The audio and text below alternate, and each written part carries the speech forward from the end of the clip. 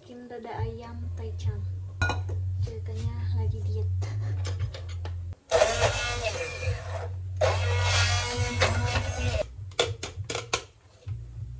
Oke, sekarang waktunya aku masak ayamnya dulu ya. Nggak pakai minyak karena nggak mau, karena lagi diet ceritanya. Jadinya nggak pakai minyak. Salad juga udah aku bikin tuh segini, nggak tahu deh habis apa enggak. Ininya udah aku marinasi pakai perasan lemon sama garam.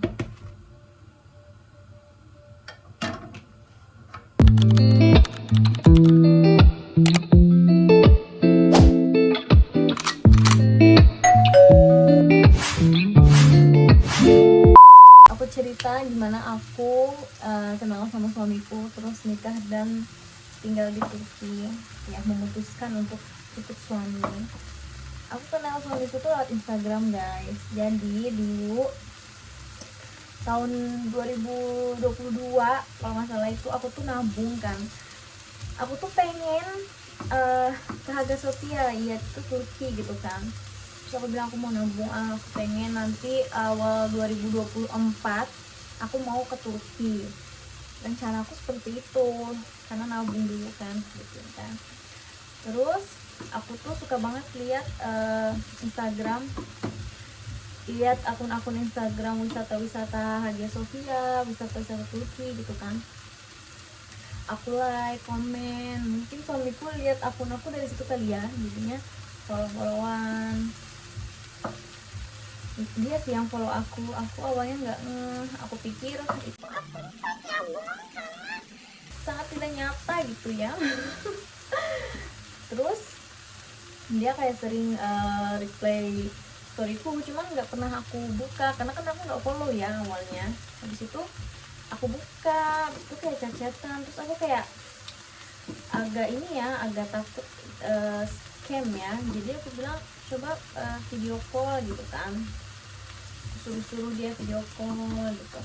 Singkat cerita ya kami chat-chatan lah di Instagram, belum di WhatsApp ya, belum percaya karena aku mikirnya kayak nggak mungkin. Terus lanjutlah, nggak lama itu lanjutlah ke WhatsApp. Habis itu dia kayak bilang mau serius sama aku. Terus aku bilang kalau mau serius sama aku ya samperin aku gitu kan. Aku nggak mau pacaran sama handphone ya kan. Masa iya gue pacaran sama handphone gitu kan. Terus dia bilang oke. Terus dia beli tiket. Di situ kami memutuskan untuk ketemu di Bali. Waktu aku bilang kamu tahu nggak Indonesia itu di mana, dia nggak tahu. Terus aku tanya kamu tahu Bali nggak, aku gituin kan. Terus dia mungkin cari tahu ya di Google atau di vlog-vlog orang gitu kan tentang Bali, tahulah dia. Terus aku bilang mau nggak ketemuan di sana aja, aku gituin kan. Aku asal Banjarmasin ya guys, tapi aku nggak mau ngajak ke Banjarmasin takut ketahuan keluargaku. Jadinya aku bawa ke Bali, kalian aku mau liburan juga kan, karena itu aku belum pernah ke Bali. Jadi first time aku ke Bali itu ketemuan sama suamiku pun first time ke Bali ketemuan sama aku. Itu kami ketemuan lah ya kan. Terus aku nungguin dia di airport. Di situ ngobrol-ngobrol lah.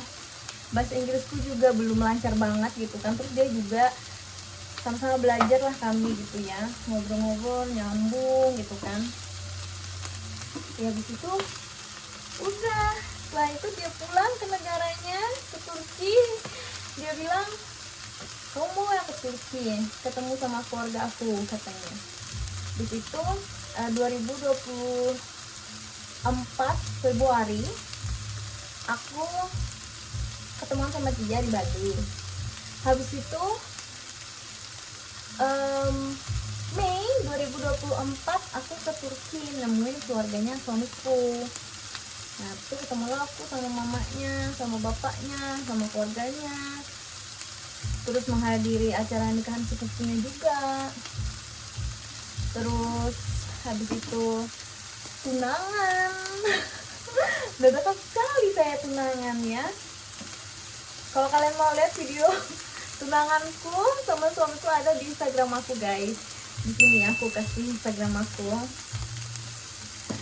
Ya kayak gitu. Habis itu tunangan, setelah itu nikah. Nah habis pulang dari Turki aku langsung urus berkas-berkas lah ya, karena capek juga ya bun, berkas-berkas nikah mixed marriage ini. Langsung aja semuanya dilancarkan ya. Jadi itu September nikah di Indo, dan itu banyak banget ya Allah problemnya, pusing kepala Barbie.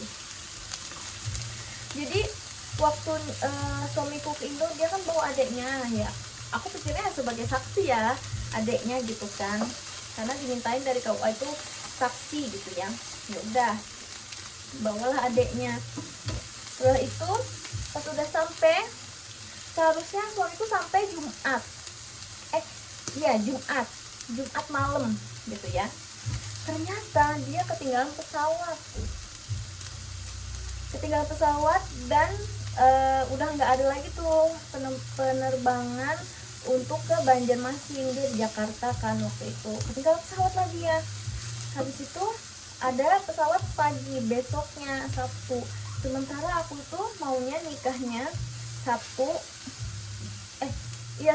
pagi, sementara dia Sabtu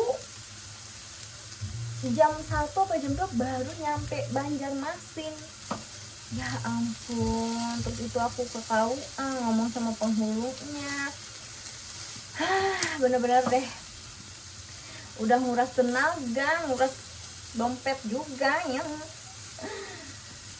Habis itu pas udah dateng ya, suamiku udah sama adeknya, dibilang jadi saksi gitu ya adeknya. Ternyata tidak bisa. Kenapa? Karena kata penghulunya yang harus jadi saksi itu yang harus ngerti bahasa Indo, katanya gitu. Sementara adeknya nggak bisa bahasa Indo kan. Terus gue bilang, ya terus mesti gimana, ini udah mau akad loh gitu kan, masa gue harus cari saksi lagi gitu kan. Terus dia bilang, saksinya kan mesti dari suamiku. Terus dia bilang, mau sewa saksi enggak gitu kan, bayarnya sekian. Saksinya 3 orang guys, 3 orang. Terus karena aku sama suamiku udah, ya udahlah ya, yang penting kita nikah sah, selesai, urusan duit itu udah deh, ya udah deh gitu ya. Ya Allah, habis-habisan deh kami, puyeng gue. Oh, tidak terduga aja gitu loh pengeluarannya. Tuh ya udah nikah, dan aku kan nikahnya intimate ya, biasa aja gitu, nggak ada yang gimana-gimana. Soalnya di Turki juga aku bakalan resepsi lagi.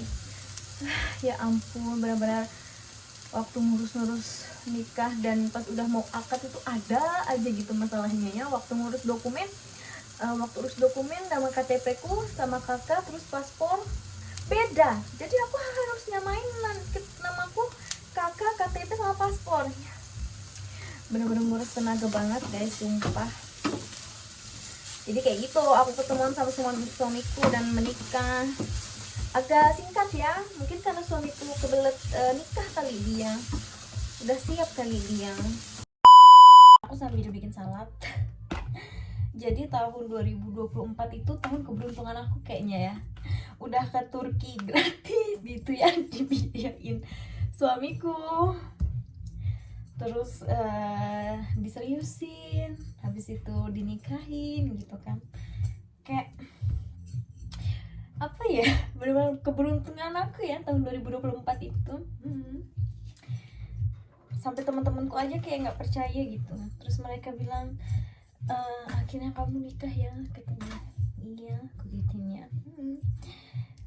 Ketemu sama suamiku yang baik, terus mertuaku, keluarga suamiku yang menerima aku. Ibaratnya kan aku bukan warga Turki ya, ibaratnya ya orang asing lah gitu ya.